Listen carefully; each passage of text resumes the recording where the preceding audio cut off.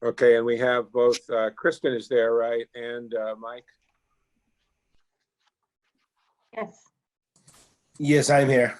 Okay, I think that we're going to start. I would like to, I'd like to call together in order the meeting of the Concord Middle School Building Committee of April 30th, 2020.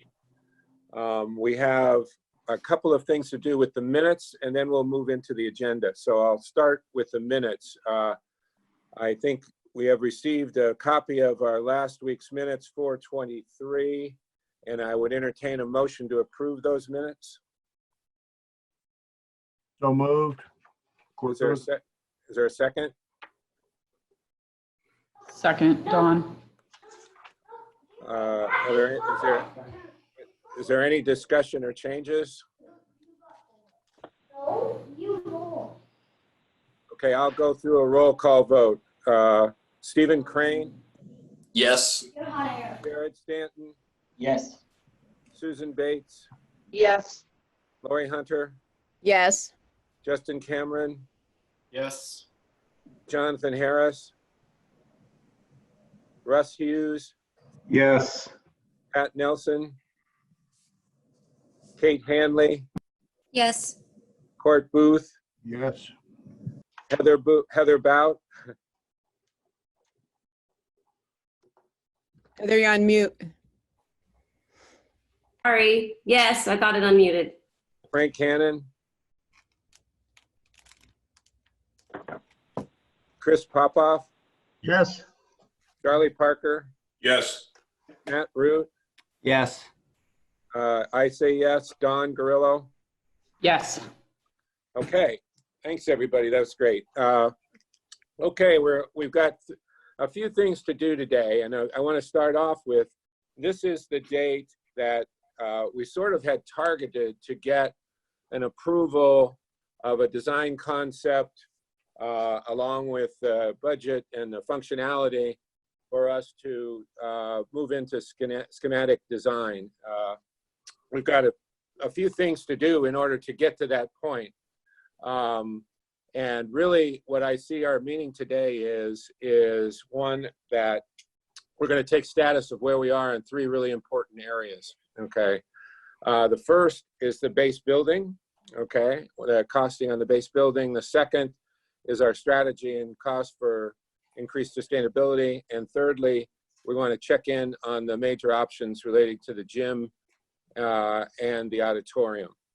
I would say we're at a really critical point, and there's a lot of things in the air. And I just want to say at the beginning, we're doing really hard things here. Okay, we knew from the beginning that this project was aggressive in terms of our educational program, the fact that it was going to be a large budget, the fact that the town is very interested in, and we are interested in, an aggressive level of sustainability. And we have certain other needs that have significant constituents that want us to consider, i.e. larger gym space, larger athletic space, and secondarily, art space, the auditorium, or the increased size of the auditorium.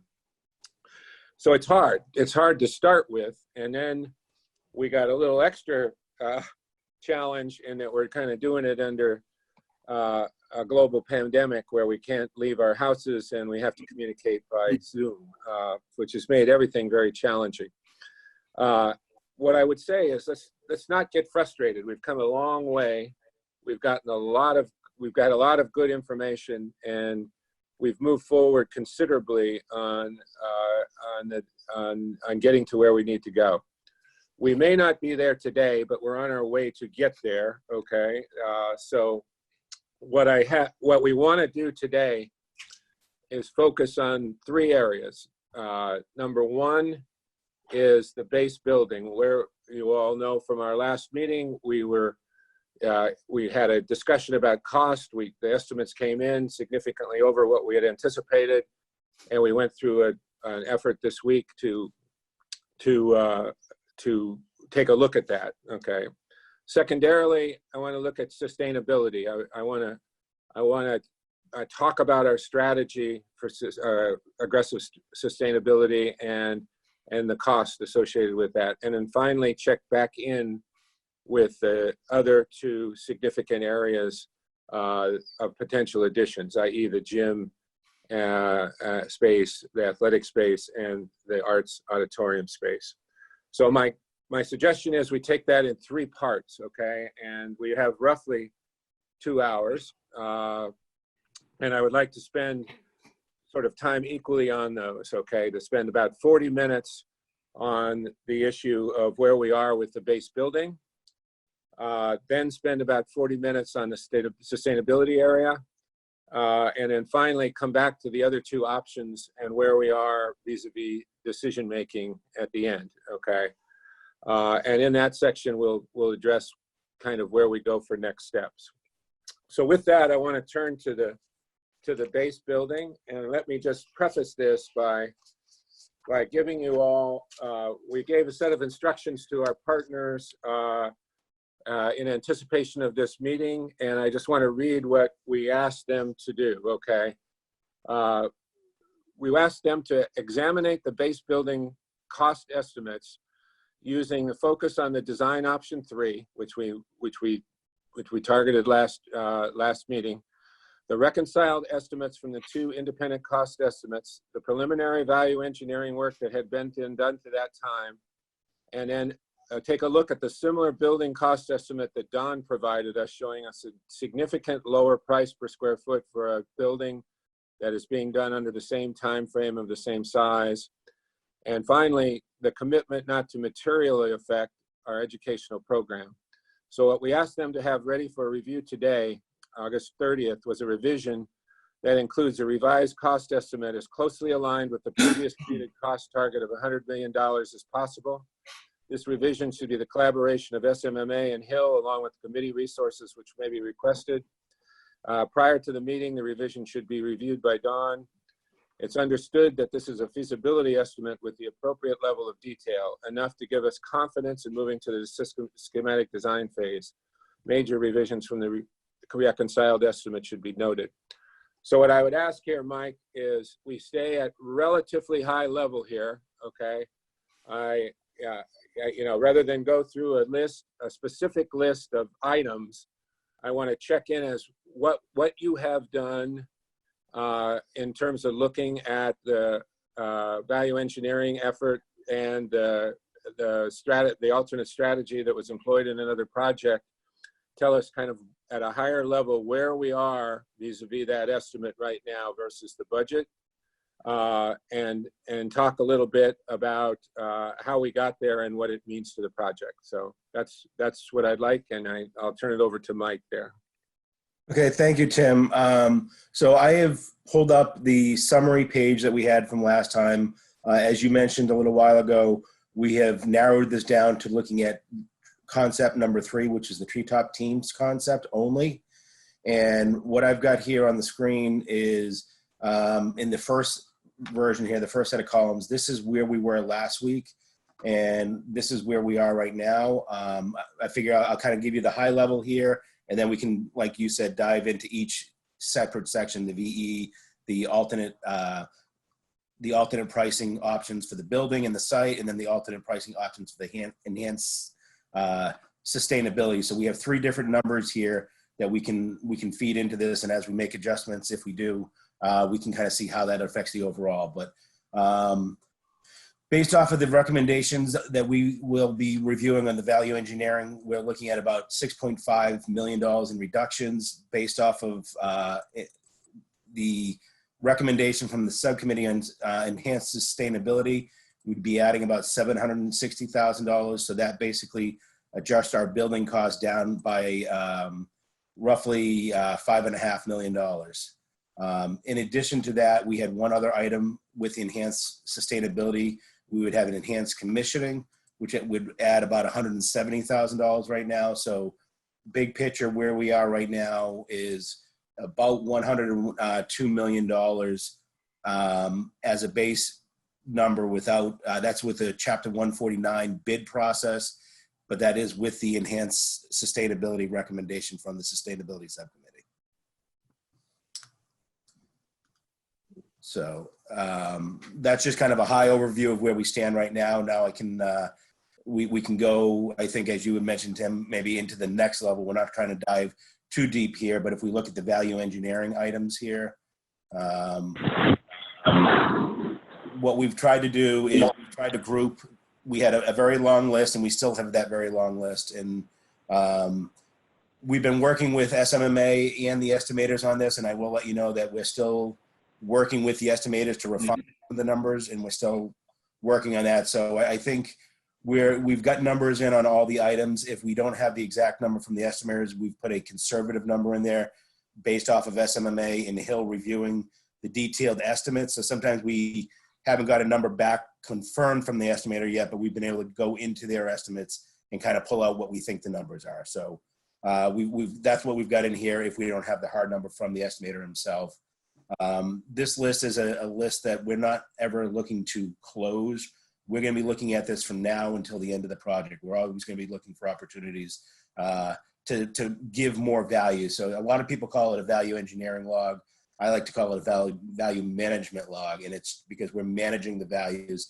Just because you're going for something that's less expensive doesn't mean it's cheaper. It's a better value to the client rather than a cost. So what we were able to do is we grouped the items that we're recommending. So these 5 items that are in green are the items, if you look, the status on these are accepted. And what we're saying is this is Hill and SMMA's recommendation for exception to accepted. The major categories, contingency items, these are just adjusting percentages that we've had for contingencies. It's also looking at both estimates rather than just the designer's estimate. And with those 3 items that we had specific to contingency, we were able to reduce the overall project by $3.3 million. That's construction value. Building massing has to do with the exterior of the building and basically the building heights and looking to change building heights, which really doesn't affect program. From a sustainability standpoint, it's a smaller building, so I guess that might affect sustainability in a positive way. But we're looking that we could save 1.2 to 1.3 million there, and we think that it might be even a little bit more. Sorry, we have 1.2 to 1.3 million dollars in options there. We're looking to accept about 600,000 of that. Exterior envelope is looking at more cost-effective ways to do the exterior envelope, substituting metal panels for other materials, things of that nature. And again, we're looking at about $1.3 million on that. Site work, again, these are kind of goals, things that like reducing plantings by 10%, adjusting walkways, things of that nature. We think that there's potentially $1 million there. And I skipped over interior architecture. That one there is actually talking about the movable partitions within the building. And I know that's one that Kristen might want to expand a little bit on. I know that that's one that's close to the heart for Lori and Justin. And that's the only one that we feel has a potential to really affect the ed program or sustainability. Before I get to that, we have a potential here on the exterior envelope. That's potential because we're reducing the window to wall ratio. So we're looking to get the glass down a little bit. And we're saying that could potentially affect the ed program because the windows are smaller. But that's really, I think, something that is the right thing to do. But I do think the interior architectural one, if we look at that, what we've talked about here is the potential to reduce the operable partitions a little bit. And Kristen, are you available? Can you maybe kind of walk us through what the thought process here and that option that you were recommending? Yeah, and I'm actually going to hand it off to Matt on this one. And I think what you'll find is it's really a tailoring to the option that was selected more so than any sacrifice. But Matt, if you'd like to elaborate. Sure. Yeah, thank you, Kristen. And as you just noted, the approach that we took really does work with option 3. So this is one of the benefits of having made that decision at the last meeting. It allows us to look very specifically at the configuration of option 3 and then how we might look at the operable partitions to achieve the goals that we set out and the vision that we set out when we reviewed this piece with both Lori, Justin, and all the staff as part of the programming meetings that we conducted. So really what we ended up considering here is having operable glass partitions that open from the classrooms into the neighborhood common space. This is sort of the shared learning environment that forms the core of every one of the teams within the building. And the reason that we looked at having 2 of the operable glass partitions was because in option 3, there are really 2 classrooms that front onto the neighborhood commons with an opportunity for that type of expansion. So that's why we selected that particular quantity. And then we also accounted for 1 operable solid partition that would be located between 2 classrooms per team. And this would allow those classrooms to open up to each other and allow them to perform collaborative activities between 2 classes. And so this sort of mix of flexibility, both being able to open the classrooms to the team and then open the classrooms to each other, really does provide the type of flexibility that we showed, and that everyone responded in a very positive manner to. And this is, again, just tied to the specific layout that we have in option 3 about how the 4 core classrooms, so 3 general ed classrooms and the science lab per team come together. So what we're not really sacrificing any type of flexibility as we originally presented it, but really just right sizing this particular scope element to the particular option that we're looking at. Thank you, Matt. So I don't know if there's any questions or concerns on kind of what we've showed so far here. I'm happy to get into any details, but I think we're trying to keep this at a little bit of a higher level on those items right now, but maybe specific on those operable partitions or anything. No, Yeah, why don't we keep it at that level? Okay, go ahead, Lori. no, I just wanted to positively respond to Matt's explanation. That sounds good. Excellent. All right. So what we've showed here in the green and in this column Q, the accepted value is the $6.5 million of potential savings there that reduce our cost. What we do want to say is that we're continuing to review. And again, this review is not going to stop at feasibility or a schematic. It's going to go right through the whole design. And we'll even potentially be reviewing these during construction. The sooner you can enact these, the more benefit you usually get from them. The longer you go down the line, the harder it is to make adjustments. But I just want to highlight that right now, other items under review, this number is showing about $14.5 million in items. Sometimes there's 2 or 3 options that you can only take one or the other. So even if we were to take everything there, it wouldn't be 14 million. It might be half that, or maybe 9 or 10 million, something like that. But I think there's still a lot of items that we continue to evaluate and continue to review. And with so I think at this point, Tim, that's kind of where I was going to be with the value engineering. Again, I can. Okay. Now what I'd like to do is number one, have Don speak to this in terms of before we do that, can you tell me what the cost per square foot is? The numbers we were looking at last time were we were at like 650 in some of the options, and we're now down to. Well, go ahead. Tell me the cost per square foot. Sure. So the value engineering is being included in this value right here, right now, at the $6.5 million savings. There is one item in there that's is a markup that would be below the line, so that this would end up adjusting when we do a full reconciled estimate again. But right now, we were at 603 on this for construction cost last week, and we're now at approximately 563, and I would say that's probably closer to 570, but that's actually including the enhanced sustainability. So if I zeroed that out for a minute, we'd be at about 565 right now. Okay. I'm going to let Don take that further in terms of some questions related to that versus some other projects. But I just want to, before we get to that, I just want to say one thing, because we've gotten a few questions through the week about the square footage. And I wanted to comment that we're using 144,000 square feet for that. And a number of people have asked about that. How did we get there? And at one point we had in the project approximately 165,000 square feet. And what we asked the educational strategy group to do is take a deep dive, and they spent almost 2.5 weeks looking at the entire educational program that we provide and where they wanted to go with teaming, and review that very, very carefully. And they did that. And the revisions, we arrived at a level of 144,000 square feet. Having said that, I want to get it out on the table and everybody to realize that that's higher than MSBA square footage. Okay, our program is extraordinarily robust, and this is the program we're offering right now. Okay, it has dimensions of world language, dimensions of science, dimensions of remedial and accelerated work that are embedded into our program that are unique, and that we believe strongly that we need to maintain.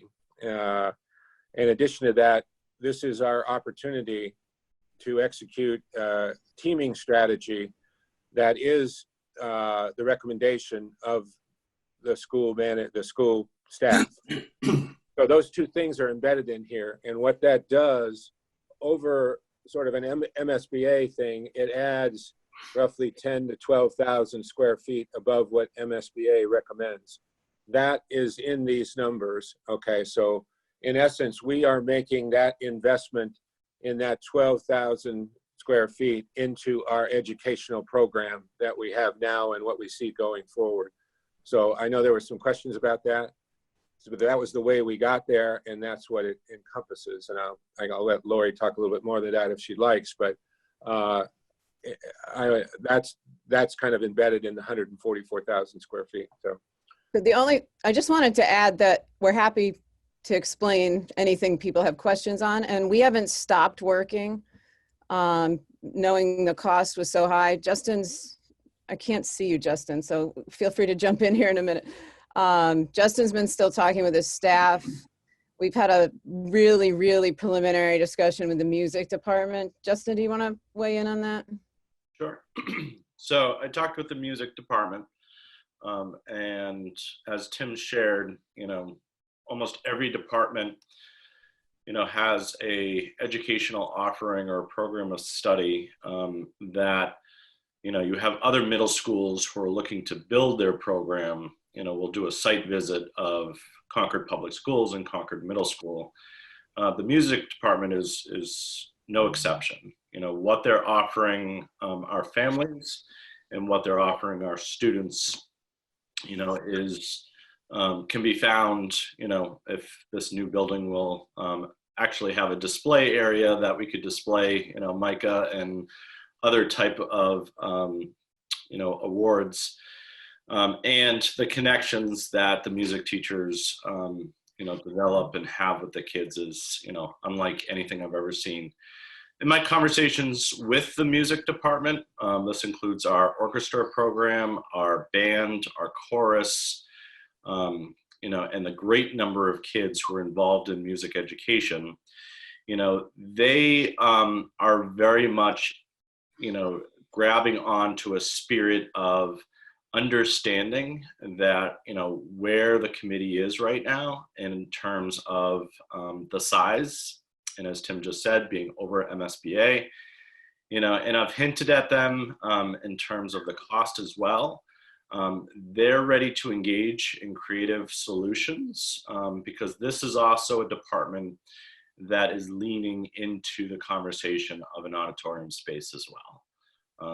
So they recognize that in order to get there, this group might have to be creative. This is the group, though, that it works very closely with a great number of parents who I believe have emailed and sent letters to this committee as well, recognizing the importance of a performance space. And again, because the middle school has dipped its toes into building projects in years past, I think there is a knowledge base there that I just want to share with the committee. in terms of, if there is some sort of performance space, a black box theater, some sort of assembly auditorium, they recognize that, for it to be utilized as teaching space is something that, again, if this committee tasks them to have that conversation, they're willing. Thank you, Justin. Hey, Justin, sorry, can I jump in for a sec, Tim? This is Heather. If there are questions about square footage, Justin, would it be possible for you to also explain a little bit the teaming and how we've said staying true to the team model requires more square footage, but kind of why and how that is, so that everybody can hear it? Sure. So, in times like this, where I think it was, I'm losing track of my days. It was either yesterday or Tuesday where we had a school committee meeting, and each principal, spent a good amount of time in that school committee meeting, talking about, what is educational law. It's called RTI, Response to Intervention. It's how you support students who are not necessarily at grade level or who might need intervention classes.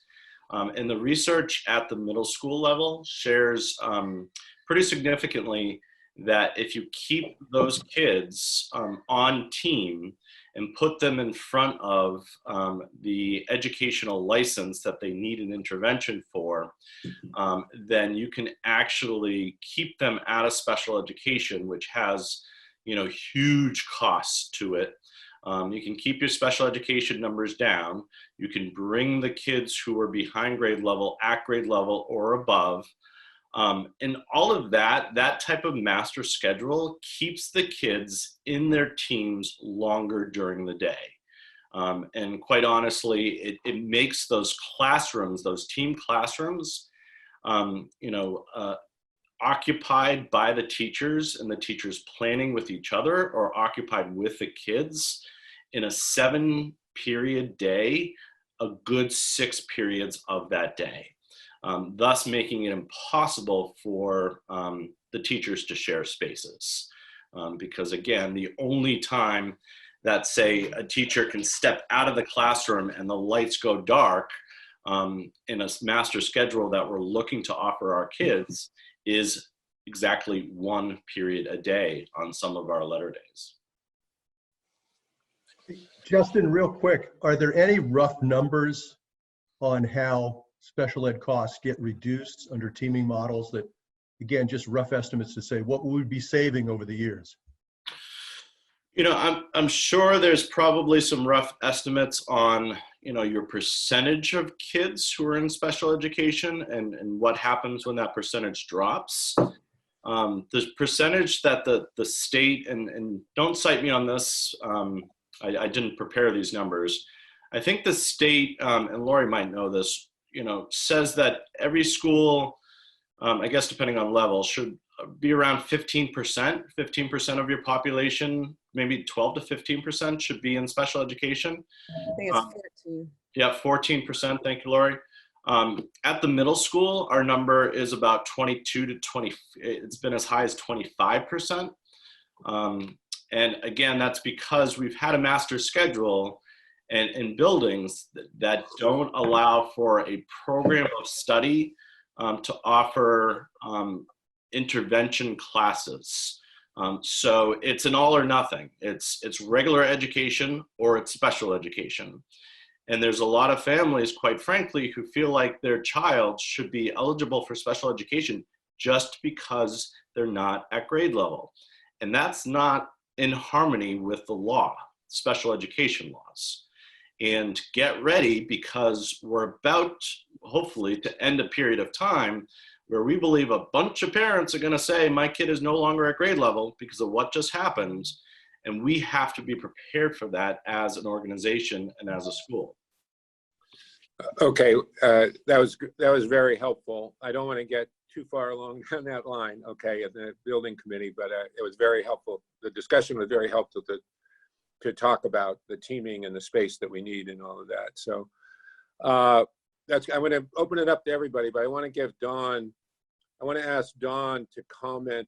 It looks like where we are is about, with this level of sustainability, that this cost here, and there's I think we're going to talk about that in the next section. There's a little bit of, I think we want to look at that a little bit more carefully, but with the $761,000, where it sounded like we're about 101 something. Is that right, Mike, on project costs? That was the number up above. 101,928, which is a lot better than where we were last week. I think we're two things. We want to, in our comments, look at what has been suggested in terms of the reductions, and two, how people feel about that. But I want to start with Dawn, your reaction to the, let's call it value engineering of where we are on the budget right now, vis-a-vis your quick look at things and the other projects you're working on. Sure. Thanks, Tim. I think just my gut reaction to what we've been presented today is very positive, and I appreciate the sort of grouping of things to understand, what a massing implication might be versus a exterior enclosure. And I think those are all good conversations, and a lot of that is based on some of the feedback that I gave, whether it was percent a window or what's the actual material on the outside, looking at the parapets and whatnot. So I very much appreciate that. Just so everyone knows, in addition to what I had shared with my project, my firm has another project that reconciled on Friday with the same two estimators. So I shared some of that information just as a baseline, like cross-checking cost per square foot, because it's a middle school and it has an auditorium and it has a 10,000 square foot gym. So kind of a nice, and it's on the Cape, just for reference. So anyway, I shared some of those deltas, if you will. And what I don't see coming out of this, just for everyone on the team's feedback, sorry, my kids are trying to distract me. If anyone wants to meet Walden, here he is. Walden, she insists on giving him to me in every meeting I have. Thanks, Walden. Go hide from them. My best advice today. So anyway, the areas I didn't see referenced here, which I found some substantial cost per square foot differentials, were in HVAC and electrical, as well as in the interior construction. The only thing we talked about were the sort of changes, which I appreciate Matt's perspective on it, with the operable walls. I think what's worth pointing out, if we, follow up with the estimators or get sort of clarity or have some sort of narrative that is gone to them. Sometimes you provide a narrative so that they know what the assumptions are. There was a fairly substantial differential in both my projects on the interior construction, which is basically what are the corridor walls, what are the finishes, doors, interior, glazing, whether it's any sort of side lights or transom windows or interior storefronts. So I would encourage the design team to look closer at those three areas as we continue this discussion. But overall, I'm pleased. I think we're a lot closer to where we want to be, especially given that some of the, and I know we'll hear more in a minute, sustainability recommendations are included in that number. So what was it at? 563, was it? I think we had always targeted like a mid 500 number, so 550-ish, recognizing that there's some enhanced sustainability baked into that 563. I think we're a lot closer than we were last week, which I'm happy to see. So, Don, if I may, sorry, go ahead, Tim. I have a question for you, Don. sure. When I look at that list of the VE, over 50% of it is reduction in contingencies, okay, versus hard materials or strategy numbers. Is that realistic? I don't know if you've had a chance to look at the detail of that. But, well, I know the design contingency is now in line with what my firm typically carries at the end of feasibility. Is it 12? I can't remember. 12% or something. Yes, we're going to 12% from 13 on the contingency. Yeah, we're adjusting the owner's contingency from 5.5 down to 5, and then we're carrying the average of the two estimates rather than the high estimate. Yeah, so just for perspective, we normally carry 12 as a design contingency at this phase, and I'm comfortable with that. I think the 0.5% on the owner's contingency at this point is probably, you know, I feel like some of the costs would incorporate anything that would otherwise get covered under that. So I think that's fine. Just meaning like, you know, some of the assumptions are a little bit, things are baked in. So I don't think that's a huge issue. And then as far as carrying the average on the estimators, the MSBA typically looks for them to be reconciled within a certain percent.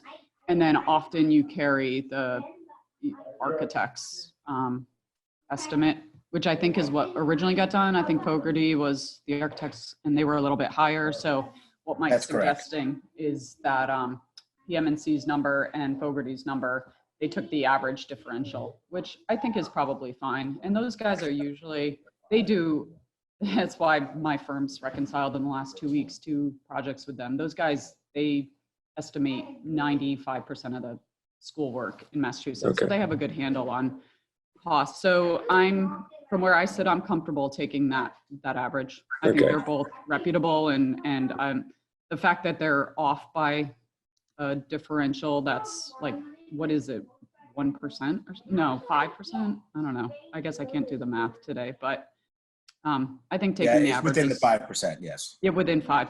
So I'm comfortable with that.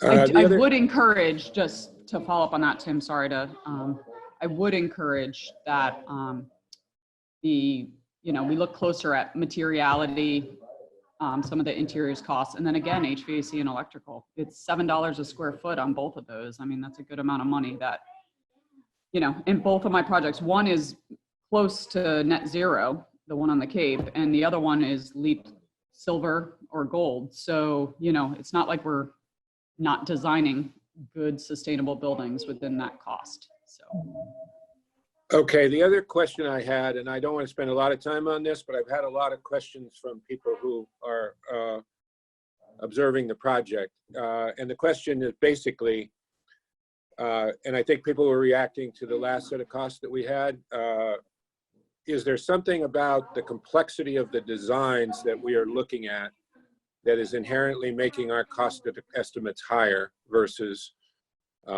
estimates of materials, et cetera? And that's my question. I asked both, but maybe perhaps both you and Kristen can comment on that. The designs that we had 5 designs, we chose one, and I'm sure we'll continue to refine that one. But is the complexity of the design having a significant impact on our cost estimates? All right. Tim, this is Kristen. I'll start out.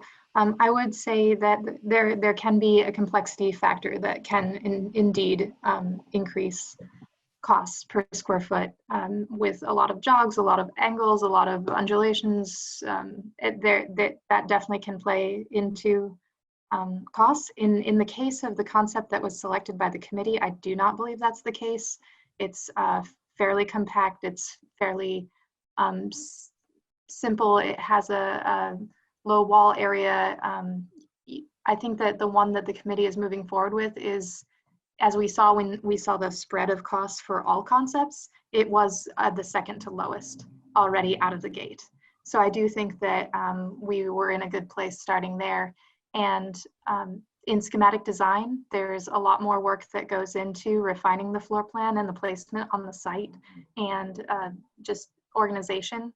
And I think that will continue to tighten that up, and we'll find efficiencies there. So while I do believe that complexity can play a role, I do not believe that this particular concept is an outlier and causing any complexity issues. Okay, with that, I would like to, it seems to me we're at about 101 million 5 or something like that. And I'm just looking at this and hearing the discussion. It's not unreasonable to me that with some additional modifications, we could get that to 100 million or under, a little bit under. That's using this number, however, right now, 109. I want to open it up for about 10 minutes here to committee members and get a reaction to that. This is kind of where we stand. and committee members for the base building, and we're going to have the rest, and this estimate also includes a estimate for increased sustainability. How do committee members react to that in terms of where we are vis-a-vis a decision on schematic design? Tim, may I just take 60 seconds to respond to Dawn? I just want to make sure that, Sure. that's been a item that's been open, I know, for the last meeting, and then we've had a lot of correspondence since then. The VE list does not capture those outliers in the interior finishes and construction like you mentioned, but we are working with the estimators on that. We will get you an answer on whether that is misunderstanding of materials or something that they're seeing a trend that's new, which we don't believe, because again, it's the same team that you have on all of your projects. But it sounds like you've been tying them up with your reconciliations. So we do have a meeting to get some more refinement in that this afternoon. So I do expect to keep closing that gap. Okay, thank you. I appreciate that, Chris. And just one quick thing, if you need any feedback from me or need me to get involved in that, just let me know. But I appreciate that, because that was, just so everyone knows, that was the biggest differential on both my projects by more than $10 a square foot. So Chris and I had a conversation Friday, and I questioned a few things. So I appreciate that. Thank you. Okay, so does anyone have any comments, as I said, kind of where we are and vis-a-vis schematic design? Yeah, Tim, I do. This is Court. In the 144, there are some assumptions that are perhaps about to be baked in. We were on the design committee not part of that dive that we refer to. I put a few questions in front of Lori and Justin, and I wonder if we could just run through them. They might be simple yes, no's, but I think we don't want to leave these behind, because we're accepting the 144 design before we start difficult debates about gym and auditorium and sustainability investments. Lori, I don't know if you have those in front of you, and you could treat them as yes, no's if you want. No, I'm sorry, I don't, Court. So just because we want to get, or I want to get clear on some of the thinking, be as quick as you want with these. The teacher's workroom, a workroom that's not in the teaching space, but in the admin space. Is that sacrosanct? So Justin, that's your only designated teacher space at this point, because we took the other spaces off. I believe that's your only collaborative space for teachers now.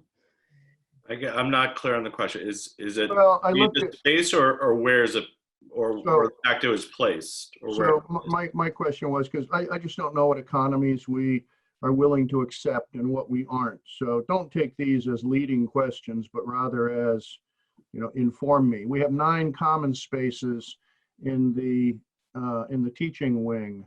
Does that offset our need for a large workroom in the administration wing in any way? So The answer might well be no. yeah, the common spaces are for kids to overflow from classrooms and be able to spread. Okay. It wouldn't give the teachers a space. We had initially had a teacher workroom at every grade level. Okay. And we pulled those out, but we do feel they need a space for working, eating, meeting. We've gone to just a very versatile space rather than a number of separate spaces. All right. I'm very content with that. What I'm trying to do here, Lori, is go from implicit endorsement of these ideas to a little more public endorsement of what the 144 represents. Alternate PE space. How much is that in play if indeed the large gym size is in play? So we need 3 spaces for gym classes simultaneously. So it is something we should consider depending on the outcome of the gym discussion. Right now, the smaller gym split in half is dicey but doable for 2 classes, and we need the 3rd space for the 3rd group that would be meeting based on our current schedule or the. And I imagine that would be true even with larger space in the main gym. Yeah, you'd have to go to you'd have to go to 2 full gyms to be able to get rid of that. Which, Okay, good, thank you. We've placed the makerspace in media, and educationally, is it media or is it science or tech? Just curious, philosophically as well as functionally, was that an easy decision? It's a media space? I don't know. Justin, do you want to talk on the model that's you've been building? Sure. I think it's, makerspace is actually supposed to be interdisciplinary to, a lot of subjects, including, art, for example. We do have a model where my science department chair helps, kind of with oversight of the program and the curriculum, but so does, the librarian. I like the placement of a makerspace in the media center because, again, the media center, one of the visions that this group has had is the media center is like the heart of the building, where, science classes are spread around where various teams are. And we did reduce the size of the media center because the makerspace is attached. We decided that would be manageable. Okay. Just for perspective, that's pretty common at both the elementary and middle school level. At the high school level, you start to see more of them, and they might be interspersed with interdisciplinary wings or something, and a little more advanced, whether it's, 3D printing and things. But at a elementary and middle school level, I'm seeing it fairly common that it's part of the media center because it's considered multimedia, for what it's worth. Since 6 science prep rooms, we've moved from our current 8,000 to now 11,000 square feet for science, and then we add more prep rooms. Are you content that we've economized to the point we can without sacrificing delivery? So right now we have a science lab on each team, which we've talked a lot about with Phil and Matt at SMMA to see if there was an alternate mode, and we did that is the economized version. So Okay, yeah, good. This just brings us close to that struggle that you did in the ed team that we weren't part of, which I think is useful for us today. Metco service space, and we also have inclusion goals for all kinds of subgroups in our school population. This one went through your rigorous analysis too, I assume, and we know how we're going to use that, what we call a service space. yes, we actually had a much bigger space there initially, and through that struggle you just described, we decided that we would condense it down to just be a small office and a space where they could have a small group of kids there on an as needed basis. Initially, it had more of a student lounge sort of environment and was at least twice the size. So we've really re-envisioned what that space will be, and it is definitely down from what it was originally. 2 more quickly. I don't know if design subcommittee members have other similar questions. We recently moved from 1 to 2 assistant principals for a set of reasons that were very sensible then. We're now in a new environment. Is the 2 assistant principal model assumed, or has that been debated such that we know this is not an economy we're going to achieve with 1 building? Cord, is that a building issue? Yeah, because it's space. Right, so I'll answer that because we haven't made that decision, and that would be a school committee related decision as well, obviously. But the space, we shortcutted other office spaces that it would be used for, like the SRO and a few other people we don't have homes for right now. Got it. So Okay. there's going to be a need of some kind. All right, that's helpful. But you get a sense of the kind of thinking that I'm asking to be revealed here for everybody's sake. And then finally, is the Scramble server, which puts us considerably above MSBA. Is that a nicety or something that is truly important to us? Where do we put that on the scale of importance? So that was part of the square footage reduction. It was actually larger. We do feel very strongly that we don't want to just have the singular linear lines of kids in to get lunch. We want them to feel like they've gotten more independent and autonomous and can go to stations. And for that, you do need to have more of the scrambler square footage. So it's a minimized scrambler from what it was, but we feel pretty strongly that it's an important piece of independence for the middle school kids. All right, I get that. And I've also learned a new term, scramble server. Yep. Those are the ones I've got. I really appreciate Tim and Lori taking the time to take us through that. Thank you. All right, I think it was good for people to hear that and hear the reaction. They get a sense of what the trade-offs are and what the analysis was about this. I think it's probably a useful exercise. So thank you, Cord. Any other committee members have observations, again, where we are versus our ultimate decision-making? I just had a quick question.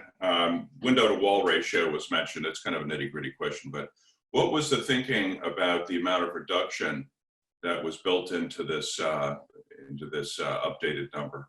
Did you go Charlie, to right now, 25% or? Right now we're at 25, but on the item to be reviewed later, we're looking to see if we might be able to go even a little bit lower than that. So, that's the target right now is 25, but we're looking to see if as the design progresses, can we get it down maybe as low as 24, 22, something like that. But 25. And that impacts the sustainability numbers. So it'd be good to make sure we do that bookkeeping. Yeah. Anyone else? Yeah, Tim, this is Heather. Let's see, I guess 2 high-level questions. First, if I can just kind of review and confirm what I think I heard you say earlier, because up on the screen here, we're looking at 109.5 as the number. But we also heard a 102. Is the 10, just to confirm to me here, the 109 includes the upgraded sustainability? The 109 No, if go we ahead. went 149A. Sorry? The 109 is if we went chapter 149A, see him at risk. Yeah. The 149 lump sum low general contractor, we're at the 1019. So that's the number that we're looking at right now. Okay. That's design bid build versus construction manager at risk. And that's the delivery method that we'll need to decide next, like in schematic design, which delivery are we just going to do design bid build? It's all chapter 149. You get the lowest qualified bidder versus hiring a construction manager. Right. And there Okay, is so that's the difference between the 102 and the 109. Yes. Okay. Yeah, there's a increase to go to CM at risk. Okay, got it. And so then the sustainability upgrades and the other thing, obviously the gym and auditorium and everything, are additional to this, either 102 or 109. I think in this one, they have the sustainability in there on the way they presented the numbers here. Is that right, Mike? Okay. Yes, right now we've got $170,000 in enhanced commissioning, which is soft cost side. And right now we've got $761,000 of enhanced sustainability. And when we get to that section, we'll show that is in line with the recommendation Matt had made yesterday. Okay, got it. So we wouldn't be adding sustainability on top of those. I guess I'm asking because big picture, again, I can't help going back to where we started even a year ago when we were talking about a building somewhere in the 90s, and then this committee talked about somewhere between 80 and 100, and we're looking at numbers over those. And so I want to be able to be clear about why. And part of that would be the sustainability piece, which is only important not to make that bad. That's not to say that I'm against sustainability, only to make it clear, back when we were talking to town meeting last year, we were talking about a building in the 90s and the sustainability got added on after that. So I just want to be able to be clear from this committee kind of where that comes from. Yeah, the vast majority of it relates to Concord's educational program. Right. Okay, that's the, and then we're still working on getting it right in terms of the cost per square foot. Okay, Yep. So we've done some of that work. We perhaps can do some more work on that in terms of comparing it to other buildings of similar nature and size. But the difference, the substance of difference in terms of functionality is relating to our educational The program. educational program. Yep, that's Okay. certainly a clear difference too. Okay, thank you. Anyone else? Yeah, if I could just ask that to just be clarified from my thinking, that the sustainability features that are baked into the 102 are inclusive of the sustainability targets that were voted in at town meeting, or are they? We're gonna, our next session of the discussion is gonna be really focused on that, okay? Okay. So we're gonna go over that in some detail. We will answer the So it's not a question. yes or no question. I think it'd be it's a- better to ask the question then, so because Okay. okay, yeah, okay. All right. Anyone else? Okay, thank you very much for the work and the continued work, okay? I think my feeling is that there's probably still a little bit more to go there, but we've come a long way, and I appreciate the work that everyone has done on that in terms of the base building.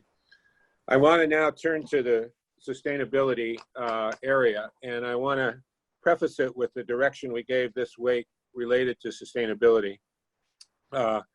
After our last meeting, this is the direction I gave to the group. Sustainability needs more definition. The Sustainability Subcommittee, the designer, and the OPM need to come to general agreement on a preferred strategy to attain an aggressive level of sustainability that is in keeping with the resolution supported at town meeting and the town's energy goals. This would include the major elements that would be included in the design of the building, the systems, and the infrastructure to support the strategy.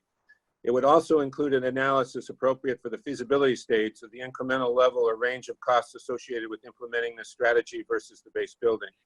The strategy and cost analysis should be reviewed by Matt Root before it is presented at the meeting on April 30th. So essentially, we asked our sustainability group and the experts from SMMA and Hill to take a look at sustainability.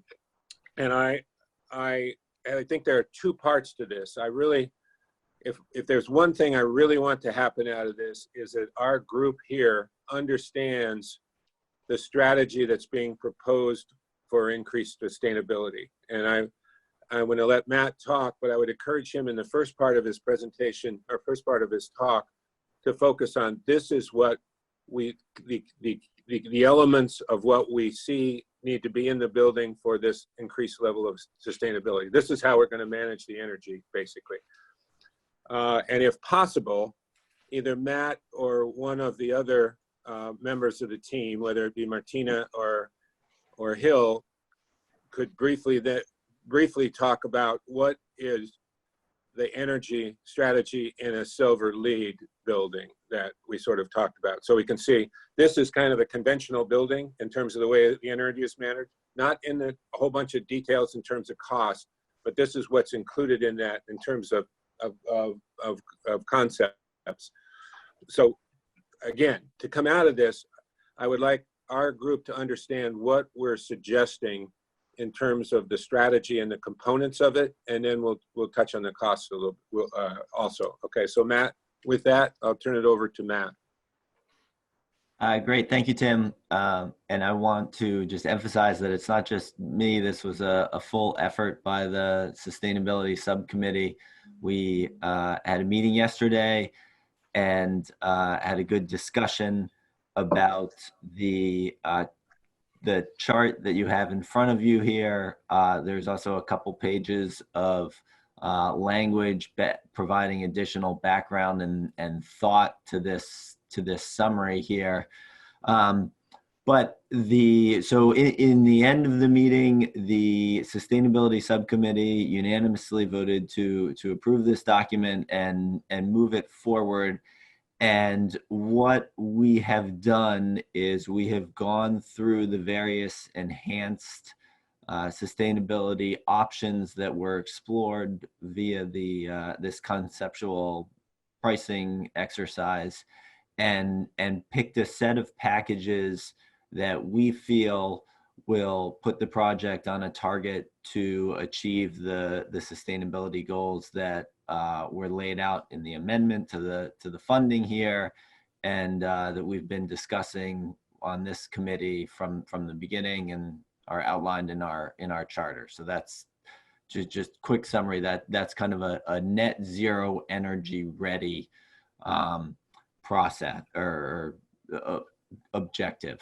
And the subcommittee, I guess I'll quickly side note that the subcommittee did have a previous meeting on Friday in which we were largely focused on solar, and the subcommittee's recommendation at this point is that the project not seek to install solar panels on the roof using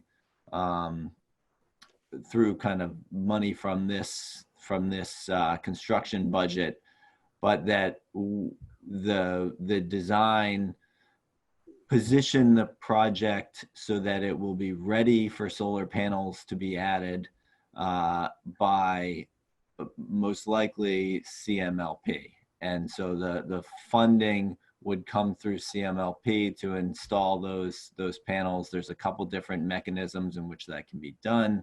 That those discussions are being had separately, but that's where the funding for that would come from. So we haven't allocated or planned on any costs for actual solar panel purchase here.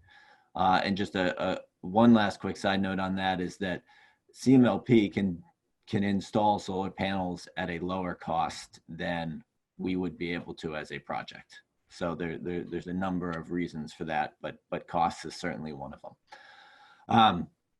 So back to the package, what we looked at yesterday was a package that focuses on increasing insulation in the roof, wall, under slab areas, increasing air sealing. All of this is in effort to reduce the loads of the building, kind of minimize the need for the amount of heating or cooling that the building needs to operate at a comfortable temperature, and also switch the mechanical system to an all-electric based HVAC system, which, as you can see, is in the top item, does provide a significant cost savings. It is less expensive to install a electric-based air source heat pump than it is to install a natural gas system. So that certainly helps the effort. That's looking at first costs. And so in taking that step, we do want to make sure that we're increasing the insulation, increasing the air sealing, getting better windows, and that's that subsequent list. So the top section there that starts with M1 and goes to M5 is kind of based on the line items that had been cost estimated in conceptual pricing. We elected to add a little bit more to that in the next kind of grouping there. You'll see additional air sealing and additional plug load controls. This is just to make sure that we've got enough kind of money to cover the effort that we're recommending to do on air sealing, that is going to be a focus, and we want to make sure that we achieve a really tight air leakage reduction metric. Then we've also added some additional plug load controls money there. And then the bottom chunk, testing and review, is additional soft costs associated with doing additional energy modeling, additional thermal analysis, and then this is currently carrying certification fees for the Passive House certification. And again, we're not committing to Passive House at this point, but we want to set the project on a target to aim in that direction, because we feel that it is the best way to achieve the goals of a highly efficient building. So we want to start in that direction, and then as we progress through design, we'll see how it we'll see how it plays out.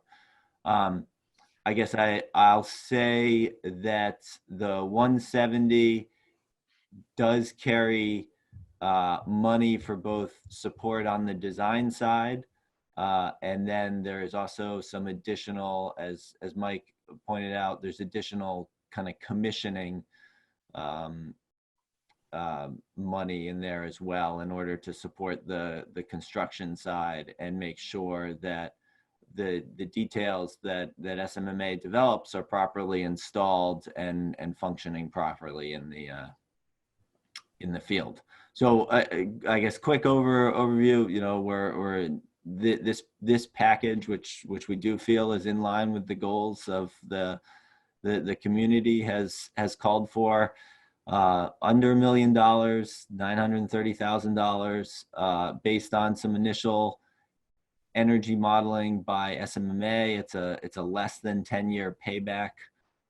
So we feel like this is a pretty reasonable strategy. I mean, I guess Heather, you know, I know you were asking the question, and I know you weren't putting sustainability on the chopping block. I would just highlight that this is, you know, this is less than 1%. So Yeah. This is not what's driving the increase in cost. Yep, no, definitely. So the Yeah. increase is not all sustainability. Thank you. Yep. So I'd love for the other members of the sustainability subcommittee to chime in with additional thoughts or anything that I missed. I would offer one. I mentioned it a minute ago on the window to wall ratio. That's an area where we get some significant leverage on cost. If the window to wall ratio declines from 30% to 22%, we save significantly on the glazing. So that $931,000 number would end up going down quite a bit based on the adjustment numbers that were in that package that was sent around. Quite a bit of leverage there. Yeah, I mean, I think these will not be the final numbers. I think there's you know, E5, the generator at almost $500,000. That looks high to me. I think there are some opportunities for savings within this. Certainly what Charlie mentioned of if we reduce the window to wall ratio, we're not claiming any savings from that right now. But in general, you know, some numbers might go up a little. We might find that we need more than $170,000 in design support or additional design support and commissioning. So I think overall, high level, this is a good number. Some of the line items will probably go up and down a little bit. Yeah. Oh, sorry, if I could just interject here just real quick on the window to wall ratio. We are taking in the value engineering section almost $500,000 in savings right now to reduce from 30 to 25. So that's part of the $6 million number that we were looking at in the first section. So that has been in there. And to Matt's point, I think the added money for the additional air sealing plug loads and the soft costs, I think those need a little more evaluation. Certainly by having money there, we can make it better. Just a matter of confirming those goals. Well, all things being equal, Mike, we should switch that saving into this column. It comes out the same either way, but we want the optics to be correct here.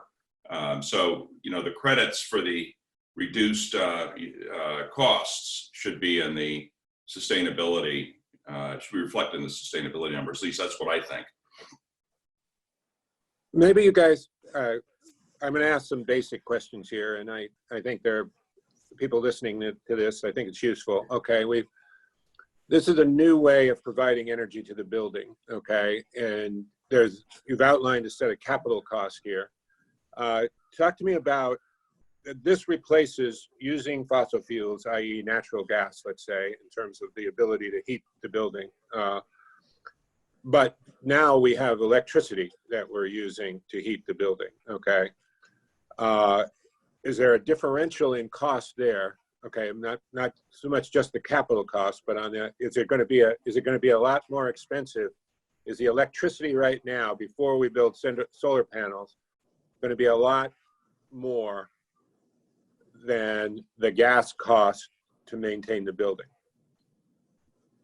Matt, do you want me to mention, because the number you used were the numbers we provided you. Would you like me to comment on that? That would be great. Thank you, Martine. Yes, so what's happening, Tim, great question. If you would build basically the difference relies in the fact that you're reducing your load by super insulating the enclosure and making it airtight. Yeah. And it reduces your overall kilowatt hour consumption. And therefore, the comparison between that package that you're seeing here and a stretch code package is a saving. So I'll go in a little bit of detail here. What we did in the calculation is we looked at a stretch code natural gas base case, right? And that's what the incremental costs are based on. And if you compare a stretch code natural gas building, which is going to have an EUI around 56, you look at the therms used for that building and the kilowatt hour used for that building, and you calculate a utility cost, a predicted utility cost for an EUI 56, that is actually going to cost you well, this is an estimated number, by the way, but it's using the current utility costs for 2020. It's going to cost you, the natural gas building would cost you $103,451 more than the net zero. So the net zero brings you $100,000 savings over a natural gas fossil fuel stretch code building. Is that before, Martine, sorry to interrupt, is that before or after PV? That is not including PV at all. PV is, this is strictly the building energy user, no PV. Because right now we're looking at the net zero ready building and we're doing PV readiness. So we're not accounting for net metering or any of that. The financial of the PV has not been determined. You know, if it ends up being done by the utility, the school may not be able to claim direct savings. It could be indirect. So this is purely the building energy used from the grid, and a comparison of that energy used from the grid of a stretch code versus a net zero ready. We also compared, so Tim, I'm coming to your question, an all electric building. So we also compared the net zero ready to a stretch code all electric building. And the problem there is that you do an electric HVAC system, but your enclosure is not efficient enough. So you're at an EUI, probably it's a little bit more efficient, so an EUI 50. And if you compare an all-electric EUI 50 to an all-electric EUI 25, the difference is $168,000. So you are right that all-electric buildings, not net zero, overall may cost more. But here we're talking about highly reducing that load. So the overall utility cost per year is going to be less than either a stretch code natural gas or a stretch code electric. Is that, have I made that? No, that's fine. That was what I, let me just say it backwards, back to you. If we are able to achieve the reduction in use of electricity that is outlined, okay, we would actually, as a town, okay, spend less money on this building on an annual basis than we spend now with natural gas. Tim, one clarification on that. This is comparing theoretical buildings. Mike, I know they're theoretical buildings. Right. I'm Right. just trying to understand it.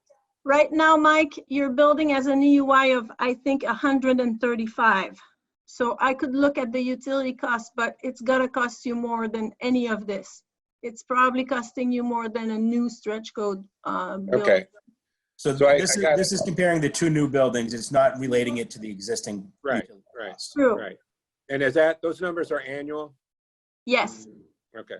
And ahead, they don't have cost escalation. So as you move up to a 50-year life cycle, those savings would go higher because your utility costs would go higher. Yeah, if I could add, Tim, Martine has done a good job of highlighting kind of the difference between a base case and the more efficient building that we're proposing. If we were to be talking about a super efficient building and whether we should use natural gas or the air source heat pumps, if you could click, who's ever in control of the screen, if you could click back to the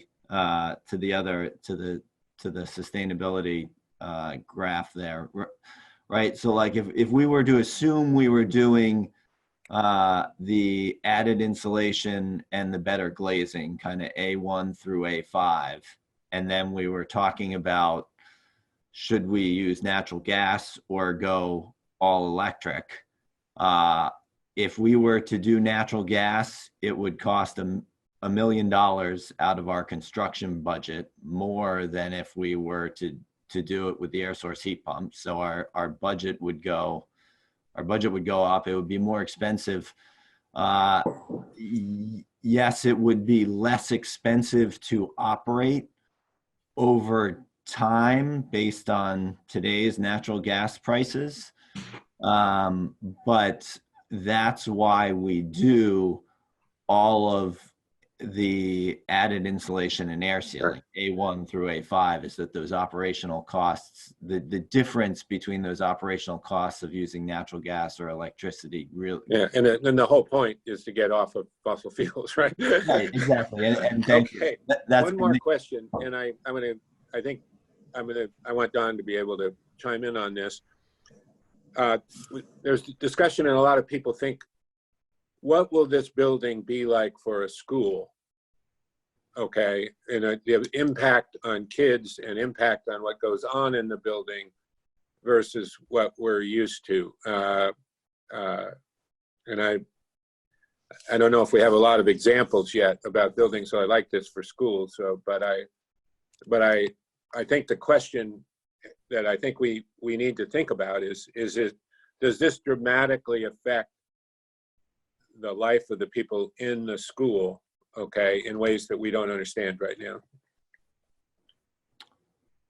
Yeah, I'd love for the design team to answer that one. Sure. I can start and others may chime in.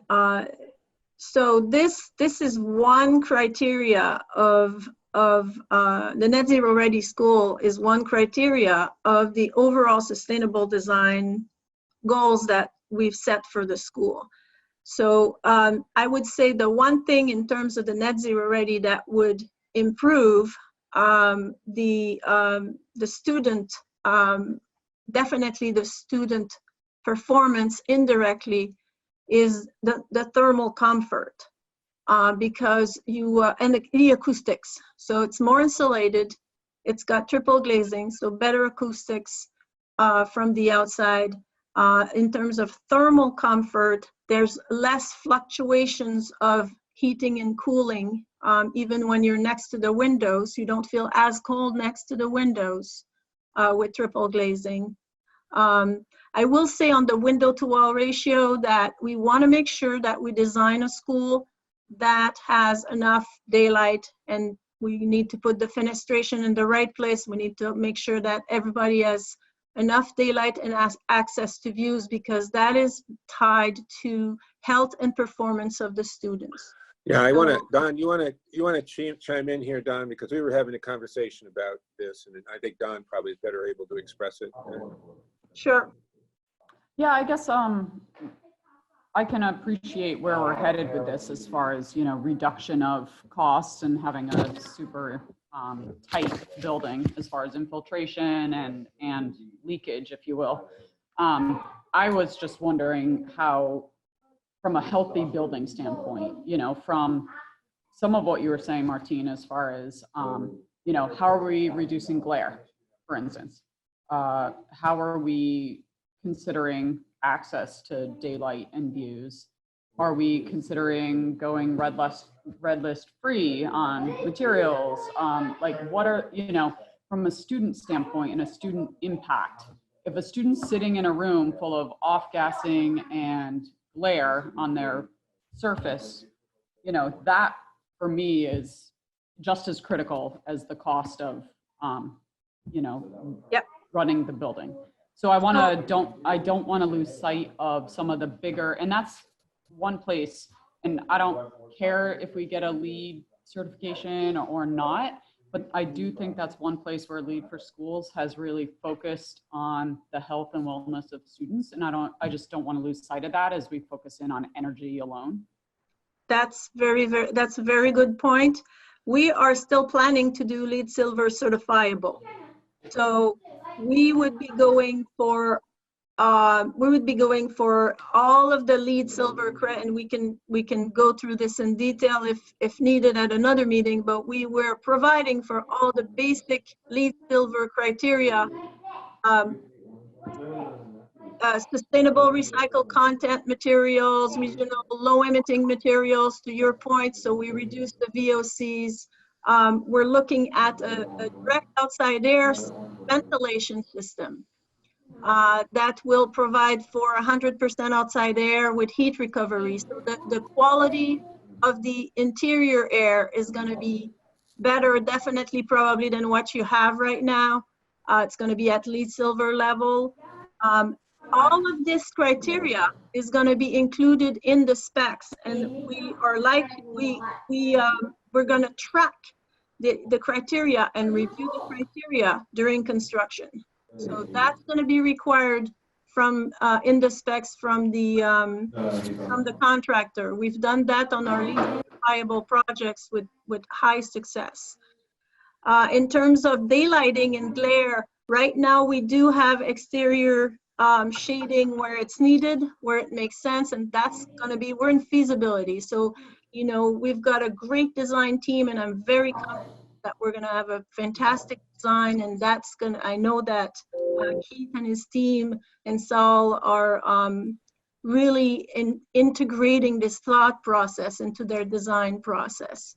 And I made a mention about daylight. We really need to make sure we have enough daylight. We really need to make sure we're optimizing the glazing within the means of what we're looking at.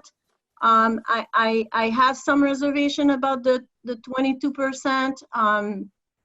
I think that it's an ASHRAE standard that's based on numbers and statistics and a bunch of, and climate zones that are not the Northeast. There's more, the Northeast has a little less sunny days than California, for example, and Texas.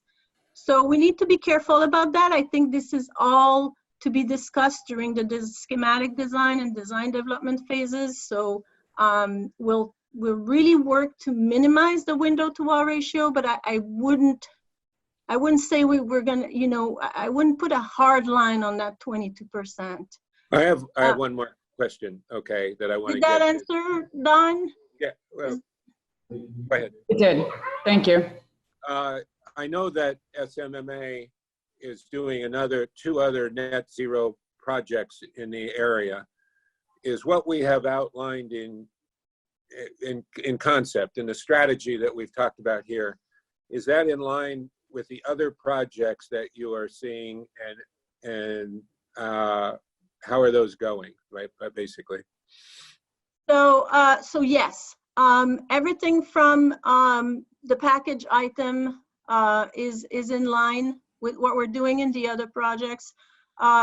The additional air sealing, one of the projects, the goal is 0.1. So 0.1 CFM, 75% square foot.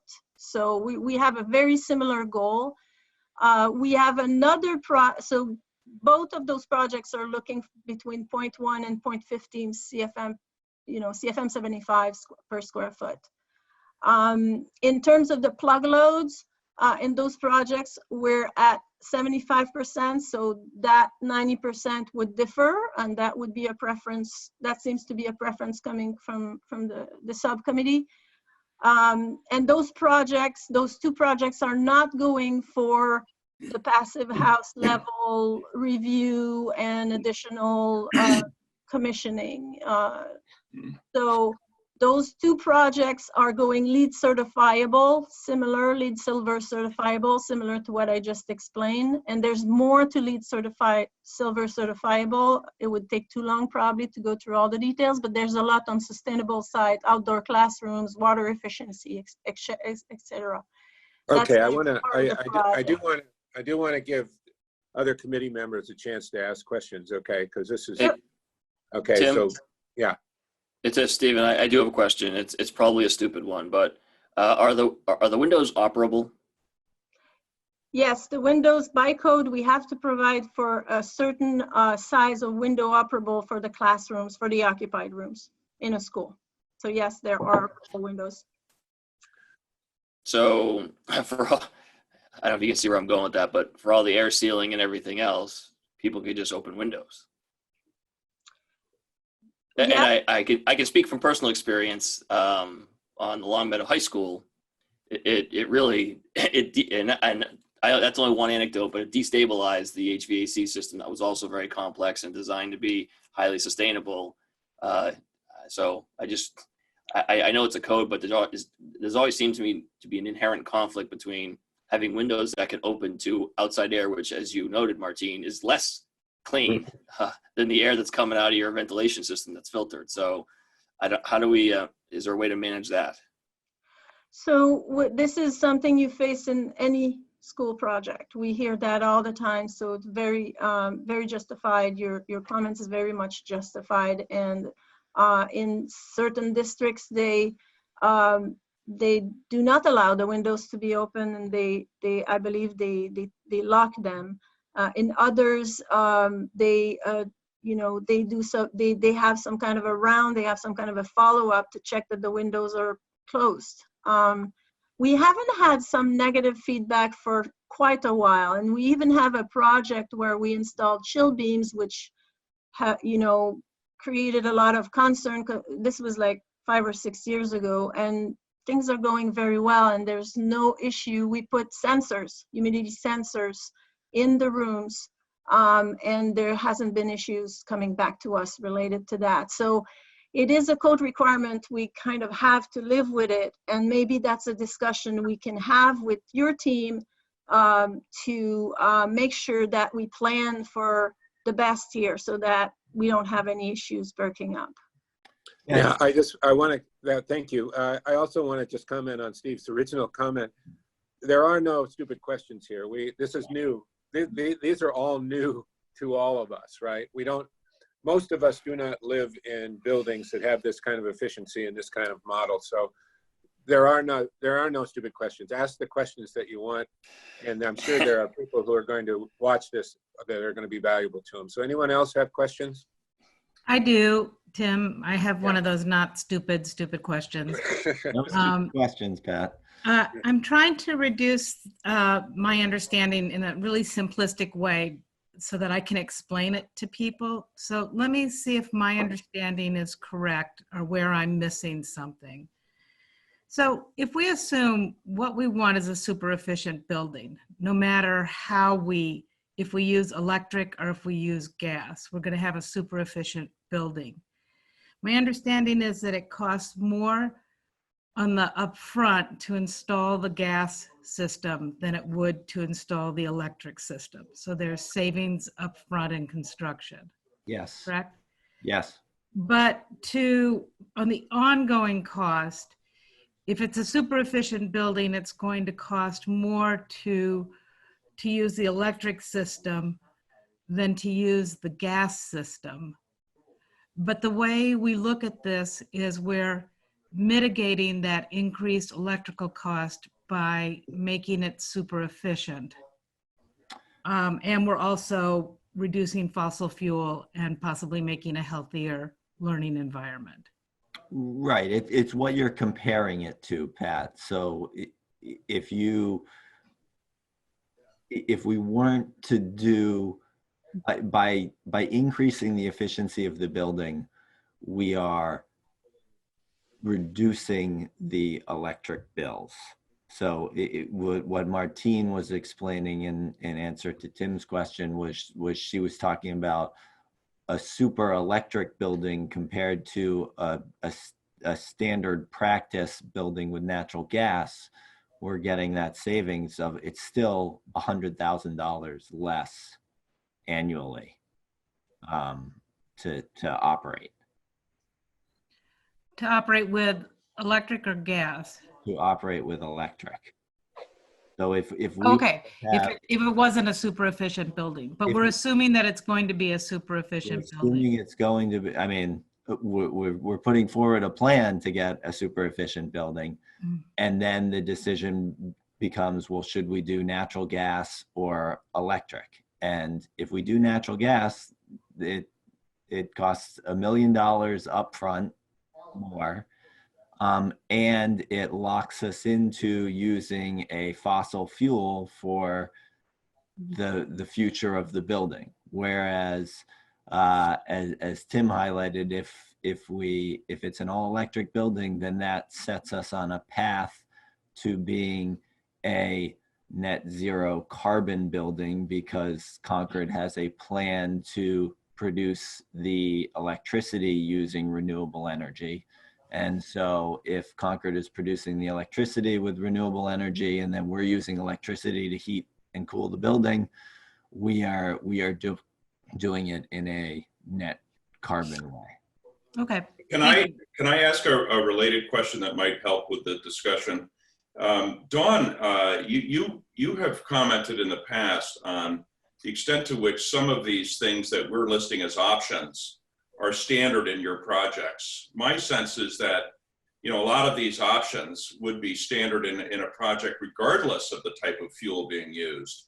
And I'm just hoping you can help us with that, Dawn. Sorry, I had kids screaming. Was that directed at me? Yes. There's a Monopoly game happening in parallel, so there was some excitement going on. Yeah, so just for reference, as far as what my buildings, and I've never done a net zero building. I've never done a passive house building. I've done a lot of LEED silver and making our buildings very efficient, as in, you know, our EUIs are in the 20s, high 20s. So given that, I've always got 10 inches of roof insulation average. I usually do 6 inches of mineral wool. I actually had a follow-up question on the 8, because we're finding if we go to 8, then there's an increase in the hanger system, depending on the exterior material that you choose. The clip systems, and if you're using a rain screen, sometimes you have to go to a custom and there's an upcharge for that. So just a sidebar question, because I assume that 151 is just the added insulation, just the additional 2 inches of insulation. The air sealing is not something that I'm typically going beyond code for. The under slab insulation, we're doing 3 inches. We're also doing 3 inches at the foundation walls. So that was a question I had. I didn't know if that 3 inches was just under slab, and then you had 2 inches of the, or, you know, what was happening at the foundation wall. Currently, we're trying to do triple glazing as a general good practice. I have one project right now that can't afford it, and they also have a existing wall scenario that doesn't support it. Why do triple glazing if your adjacent wall is just, you know, leaking air? So it didn't make sense there. So in general, those are some of the components that just for good practice we're doing. Is that? I don't want to put words in your mouth, but I think what you're saying, or what I'm hearing, is that many of these items are baked into a large number of the projects that are going on today. So I think that it might be safe to say we shouldn't consider ourselves too special in terms of picking out these options like 10 inches on the roof and 3 inches under slab and so forth, or triple glazing, because a lot of this stuff is standard. So, or becoming standard in projects today. And in a few years, we'll look back at this and say, oh yeah, well, okay, yeah, that's the way they do it. Yeah, I wouldn't say a large number, Charlie, just because I don't do enough homework on all my competitors to know what everyone's doing. We currently have 5 projects, schools happening between construction and feasibility, and all of them, with the exception of the one, the triple glazing that I mentioned, those are standard in our. Well, I think that's good data. I mean, I'm not trying to get a national average here. Yeah. Just, you know, the schools, there's a significant number of development going on in schools, you know, in Massachusetts, especially in our area, that is, you know, performance oriented, and I believe this stuff is most likely in most of those projects. So I want to. There are other questions. I want to get on to the last topic, but are there any other committee member questions on this?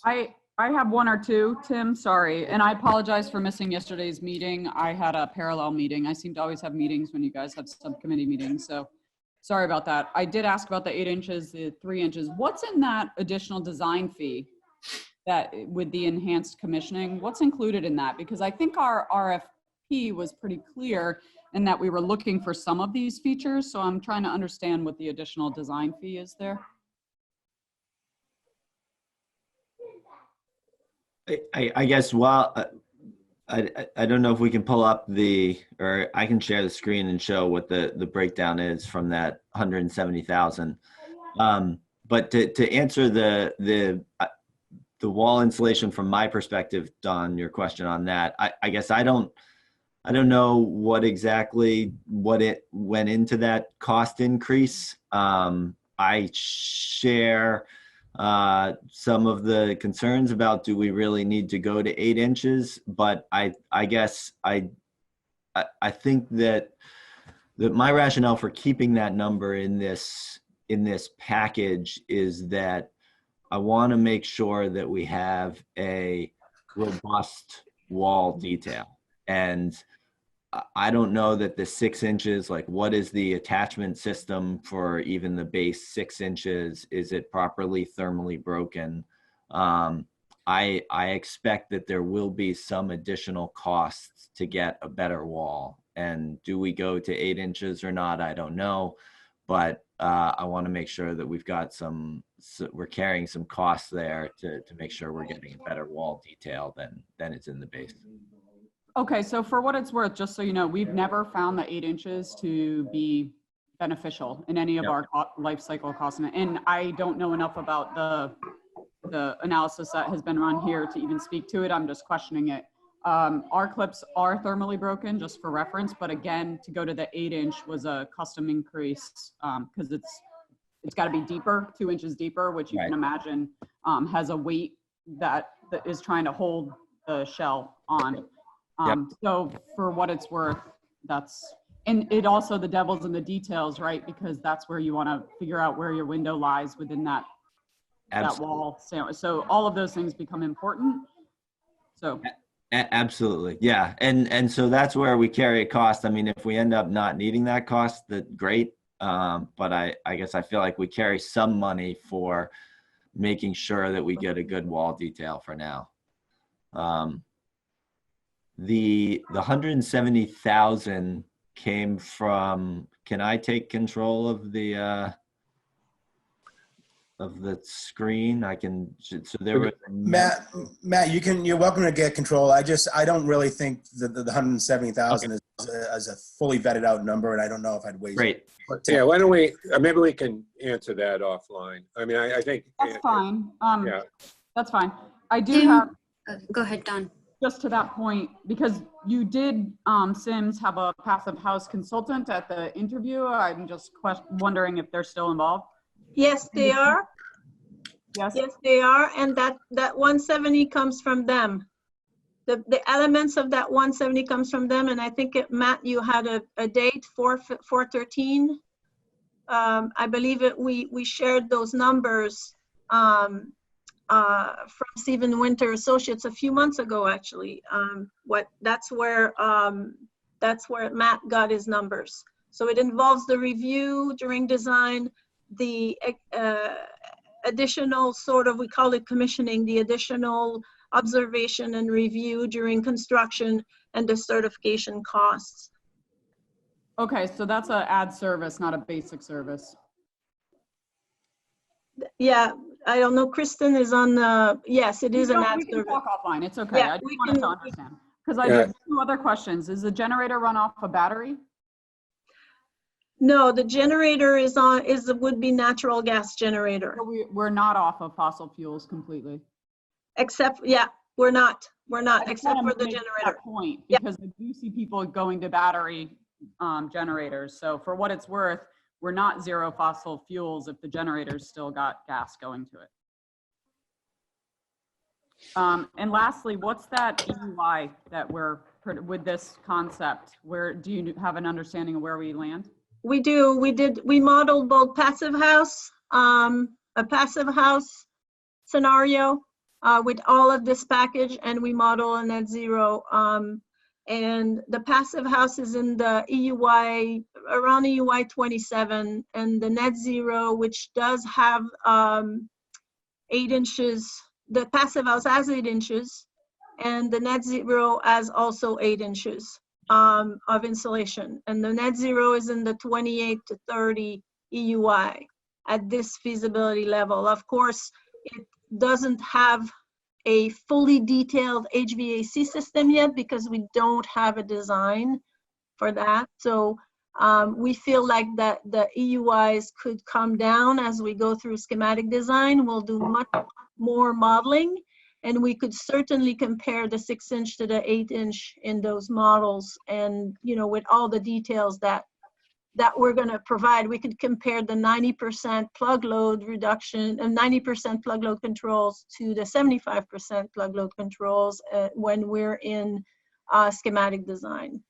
When we have a more, we need a more advanced building design and HVAC design system to be able to model to that level. But we're below 30 right now, below EUI 30. Tim, I know you want to move us on, but can I just say one more thing before we move? Yep.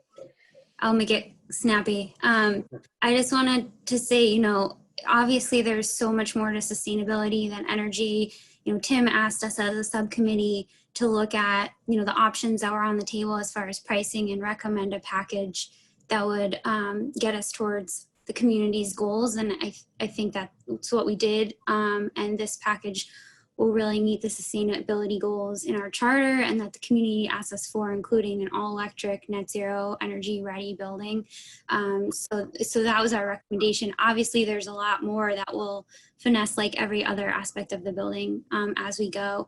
But I also just kind of separate but related point is that, you know, these questions about, you know, how did we come up with these things? What do they mean? Are all really good. And I think we had a lot of similar questions related to the square footage and educational design and what does that mean? And I imagine that the community has a lot of these same questions that the committee does. So I just wanted to propose that maybe we think creatively about a way to do some kind of community forum. I imagine Lori's nodding. I'm sure this is already something people are thinking about, but I've seen some other communities, you know, doing kind of webinar style things. But I think it'd be really great when we get to the end of this feasibility to update the community on where we're at and how we got there. Because I think there's a lot of interest in those details. Thank you. We've actually been talking about that. I don't know if you want to comment, Lori, or. No, I just totally agree. And maybe even before we're done with feasibility, which, you know, just to get the feedback of where we are and let people ask questions, and it might inform or change something. And I think we want to be really clear that we haven't settled everything at all. We're just trying to get enough together that they can give us feedback. I do want to, before we have a little bit of time left, and Mike, I want to go over the options again for the gym and auditorium. And I want to see, I had asked you to, as you were looking at everything else, to take a look at those and see if there were any changes in the cost there. So I just want to review and we can do this at a top level for each of the, I think it's 2 options on the gym and 3 options on the auditorium. Could you just review the cost again and where we're at? Sure. So I've got them up on the screen here. Hopefully everybody can see them. These numbers have not changed maybe at all since the last round. There would be some adjustments based off of the contingencies being adjusted and so forth. But right now what we're looking at is we have a base, the current building design in cost includes a 6,000 square foot gym, which would have 2 to 3 rows of bleachers on the side, which would accommodate up to 200 people. Option, the first gym option would be to increase that 6,000 to 8,600. That would allow us to have bleacher seating of about 320 people. And it would also allow us to have one large main court and then rotate 90 degrees and have two non-regulation cross courts. And that would be about $1 million ad. And then if we were to go to a larger gym, a 13,400 square foot gym, that would allow us to have two full-size high school regulation size courts, and allow for seating of about 200 people along the sides of those. And that's about a $3.5 million ad. And we saw roughly, on all of these numbers, we saw roughly a 6 to 8% decrease in the base building cost. So we might assume it could be similar, right? I would say at least half of that, maybe not all of it, because some of those decreases were reducing building heights, for example, and stuff, and we wouldn't be reducing the gymnasium necessarily. Yeah, but at least okay. And go ahead. Did you talk about the auditoriums? So the auditorium right now, the current design includes a cafetorium. So what we're doing is we have a 1,600 square foot platform. We don't call it a stage in the cafetorium. It's a platform. It's similar to a stage, basically, at the end of the cafetorium. The three options on the table, it would be first going to a black box theater. That is a theater with seats that roll out that are maybe a little bit steeper than a typical theater. So you're allowed to, or you can squeeze a few more people in there. We're looking at a net increase of about 4,000 square feet there. That's taking into account that the 1,600 square foot stage would move into that space as well. And that black box could seat about 400 people. And that's about a $1.8 million ad. To go to a more traditional auditorium, we did two options. One, the capacity of one grade level or about 275 people, and the capacity of a two grade level, which is about 550 people. And again, those are an increase of 3,600 net square feet or 6,600 net square feet. And again, the stage gets added into that. And we've got an increase there of about 3.2 versus 5.5. And again, I think like you mentioned earlier, that we could expect those to be reduced by somewhere between 3 and 6%. Yeah, I would ask you to go ahead and do that as we look at the adjustments for the rest of the building. I would ask you to take a look at these options and adjust these numbers for that. Okay. I know it's probably more complex than just a percentage. Okay, but yeah, it is, and that's why we're working with the design, with the estimators and the design team to get those numbers. That it just okay. Tim, yes. Just a reminder that Justin and I will continue the conversation about the music option. And if we were able to move one of the music settings into one of these spaces, that would be a reduction of 1,200 square feet. One of those rooms could come offline at 1,200 square feet. So we'll keep doing that work because it could be an offset to help support. I do want to make mention, we've alluded to it, but I want to make mention in both the athletics and the music area, we've gotten significant input from people who are concerned about that, and they are very thoughtful, very well done letters explaining the need and rationale for increased auditorium space. I think most of them concentrate on option 3 for the larger auditorium, and secondarily, there's a lot of letters that focus on the larger gymnasium with 2 full courts. And I would also add as much field space as we can get on the site also, that the letters are not, they're not just wants. I think they're from people who are participating in these activities, see the wide range of activities that go on, and are making very thoughtful suggestions that the town could use this space to support those activities. I want to acknowledge that. And then we do read them, we think about them, we actually very much sympathize with the motivations behind the letters. Those are incredible opportunities, activities that the town supports, and it is the case that right now this is one of the options to provide that space that's on the table. So we understand and appreciate the fact that you've given us that input. We're not going to make a decision on this today, okay? But I would open the floor to anybody who would like to make a comment as to where we are vis-a-vis two things in the last minutes that we have here. Anyone on the committee? Tim, this is Court. In the future, I will be advocating for the one classroom auditorium and the 8,600 square foot gymnasium. I think that we've got a daunting financial ask in front of the community. I think we'd further jeopardize it if we didn't add another 4% in the investment for what a good part of the community seems to be clamoring for. Any others right now? I mean, this is not the last time we'll have to talk about No. this, by the way. I just want to make it, for the people watching this, to get some sense of where we are, so. Just a quick question. For the black box, it lists seating for 400. And then when you go to the auditorium, is that an additional 275 seats? Or is it? Total, I'm trying that's to the get the total. difference. That's the total.